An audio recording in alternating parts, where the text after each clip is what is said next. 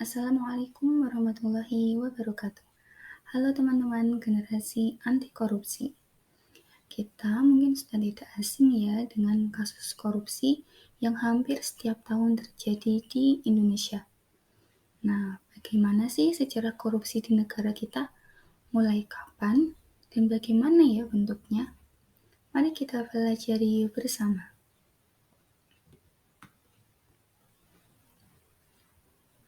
Berbicara mengenai sejarah, pasti pertanyaan yang kita ajukan adalah mulai kapan? Periodisasi korupsi di Indonesia secara umum dapat dibagi menjadi dua, yaitu pra-kemerdekaan dan pasca kemerdekaan. Masa sebelum kemerdekaan itu terbagi menjadi dua, yaitu masa kerajaan dan masa kolonial. Adapun masa pasca kemerdekaan terbagi menjadi tiga, Orde Lama, Orde Baru, dan era reformasi hingga sekarang. Baik, kita akan bahas satu persatu dari masa ke masa. Yang pertama, praktik korupsi di masa kerajaan. Motif yang ada di masa kerajaan ini dilatar belakangi oleh kekuasaan, kekayaan, dan wanita. Perebutan kekuasaan di dalam tubuh kerajaan, seperti Singosari, Majapahit, Demak, dan Banten. Dalam kalangan elit kerajaan, raja dan kaum bangsawan lebih suka disanjung, dihormati, dihargai, dan tidak suka menerima kritik dan saran. Dalam aspek ekonomi, raja dan lingkaran kaum bangsawan mendominasi sumber-sumber ekonomi di masyarakat. Adapun rakyat umumnya dibiarkan miskin, tunduk, dan patuh kepada penguasa. Nah, budaya yang sangat tertutup dan penuh keculasan itu turut menyuburkan budaya korupsi di Nusantara. Tidak jarang, abdi dalam juga melakukan korupsi dalam mengambil upeti atau pajak dari rakyat yang akan diserahkan kepada Demang atau lurah.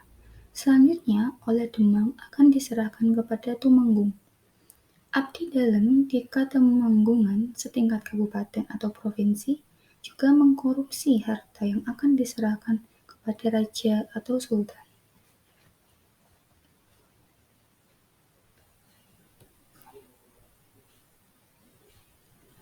Nah, menurut Raffles dalam karyanya yang berjudul History of Java, disebutkan karakter rakyat Jawa menurut Raffles sangat nerimo atau pasrah dengan keadaan, namun memiliki keinginan untuk lebih dihargai oleh orang lain, tidak terus terang, suka menyembunyikan persoalan, dan suka mengambil suatu keuntungan atau kesempatan dikala orang lain tidak mengetahui. Abdi dalam yang dimiliki bangsawan lebih suka mencari perhatian majikannya atau berperilaku oportunis. Kita lanjut untuk masa yang kedua, yakni masa kolonial. Di sini, era kolonial, yakni Belanda, mengambil kebiasaan atau meniru kebiasaan raja dalam penarikan upeti. Pihak Belanda menjadikan tokoh-tokoh lokal untuk menjadi tenaga administratif, sedangkan upeti untuk memperkaya pihak Belanda sendiri. Praktik yang kedua, yakni pencurian kekayaan perusahaan. Merujuk ke laporan arsip di masa kolonial mengenai korupsi di dalam perusahaan milik negara dalam sektor perkebunan di Jawa dan Kalimantan.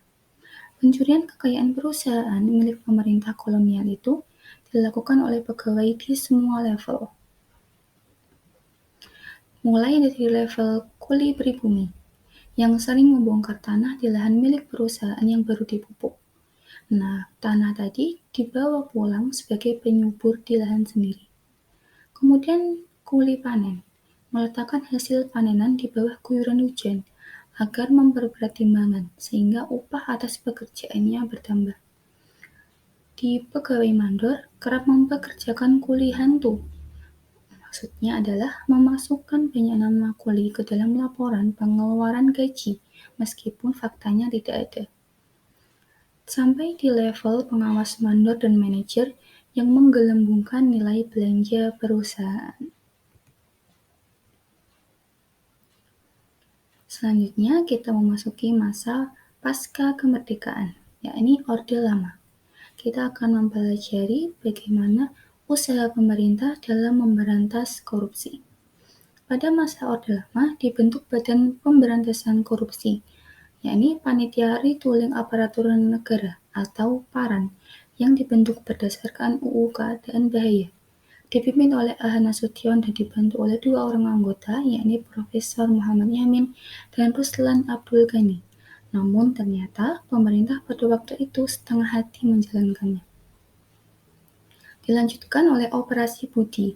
Sasarannya perusahaan-perusahaan negara serta lembaga negara lainnya yang dianggap rawan praktik korupsi dan kolusi. Operasi ini ternyata juga mengalami hambatan. Dalam kurun waktu 3 bulan sejak Operasi Budi dijalankan, keuangan negara dapat diselamatkan sebesar kurang lebih 11 miliar rupiah. Karena dianggap mengganggu prestis presiden, akhirnya Operasi Budi dihentikan. Selanjutnya masa Orde Baru. Tahun 1970 dibentuklah Tim Pemberantasan Korupsi atau TPK yang diketuai oleh Jaksa Agung. Perusahaan-perusahaan milik negara seperti Bulog, Pertamina, Departemen Kehutanan banyak disorot masyarakat karena dianggap sebagai sarang korupsi. Maraknya gelombang protes dan unjuk rasa yang dilakukan mahasiswa akhirnya ditanggapi oleh Presiden Soeharto.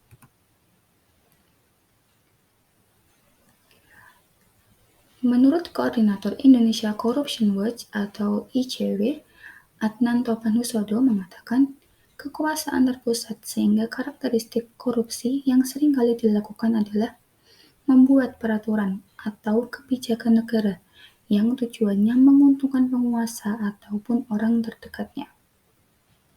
Dulu, Soeharto buat yayasan. Ya, itu lewat Kepres. Padahal yayasan itu tidak jelas eksistensi. Apakah itu milik negara, apa milik swasta? Pada waktu itu, ia dianggap milik Soeharto. Padahal yayasan itu nanti mengelola anggaran dari APBN dan BUMN, kata Adnan kepada cnnindonesia.com. Selanjutnya masa era reformasi. Hampir seluruh elemen negara telah terjangkit virus korupsi yang sangat ganas. Di sini Presiden B.J. Habibie mengeluarkan UU Nomor 28 Tahun 1999 tentang penyelenggaraan negara yang bersih dan bebas dari KKN. Badan yang dibentuk seperti KPKPN, KPPU, atau Lembaga Ombudsman. Presiden Abdurrahman Wahid membentuk Tim Gabungan Pemberantasan Tindak Pidana Korupsi atau TGP-TPK dengan Peraturan Pemerintah Nomor 19 Tahun 2000. Namun, di tengah semangatnya menggebu tersebut untuk memberantas korupsi dari anggota tim, melalui suatu judicial review Mahkamah Agung, TGP-TPK akhirnya dibubarkan. Masyarakat menilai bahwa pemerintah masih memberi perlindungan kepada para pengusaha yang notabene memberi andil bagi kebangkrutan perekonomian nasional, sehingga di sini pemerintah semakin kehilangan wibawa. Akhirnya pada tahun 2003, berdasarkan Undang-Undang Republik Indonesia Nomor 30 Tahun 2002, dibentuk Komisi Pemberantasan Korupsi atau KPK untuk mengatasi, menangani, dan memberantas korupsi di Indonesia. Nah, KPK inilah yang bertugas hingga saat ini. Jadi, bagaimana? Saran kalian untuk menghentikan mata rantai korupsi yang sudah ada di negara kita dari semenjak masa kerajaan sampai sekarang? Yuk tulis pendapat kalian di kolom komentar ya. Kami tunggu. Terima kasih dan sampai bertemu di video selanjutnya. Wassalamualaikum warahmatullahi wabarakatuh.